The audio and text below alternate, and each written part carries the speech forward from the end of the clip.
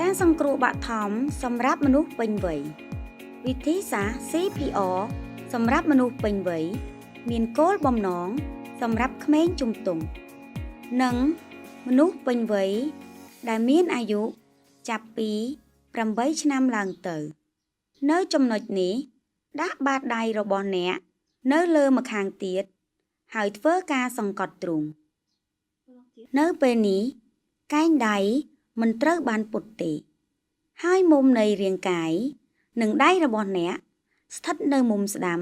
90ដឺក្រេនៃខ្លួនអ្នកជំងឺក្រៅពីនោះវាដូចគ្នាទៅនឹងជំហាន CPR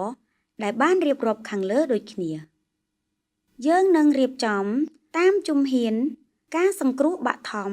សម្រាប់មនុស្សពេញវ័យដំបូងយកដៃប៉ះនៅលើស្មានិងមុខរបស់គេដើម្បីមើលពីការប្រតិកម្មរបស់គេនៅពេលនេះត្រូវដាក់រាងកាយមនុស្សពេញវ័យសម្រាប់លើផ្ទៃរាបស្មើទី2សូមអ្នកជិតខាងរបស់អ្នកហៅទូរស័ព្ទទៅលេខ119និយាយអ្វីមួយដូចជា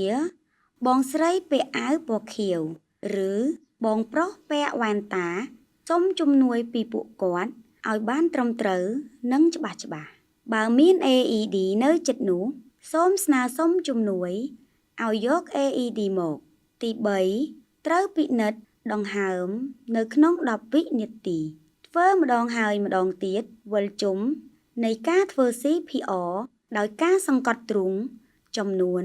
30ដងនិងផ្លុំបញ្ចូលខ្យល់ដង្ហើមចំនួន2ដងនៅពេលនេះដាក់បាតដៃរបស់អ្នកនៅលើម្ខាងទៀតហើយអនុវត្តការសង្កត់ទ្រូងដល់ជម្រៅយ៉ាងហោចណាស់5សង់ទីម៉ែត្រនៅពេលនេះកែងដៃមិនត្រូវបានពុតទេហើយមុំនៃរាងកាយនិងដៃរបស់អ្នកស្ថិតនៅមុំស្ដាំ90ដឺក្រេនៃខ្លួនអ្នកជំងឺឥឡូវនេះនឹងធ្វើការអនុវត្តសាកល្បងសូមអនុវត្តតាមជំហាននីមួយៗដូចក្នុងវីដេអូនេះ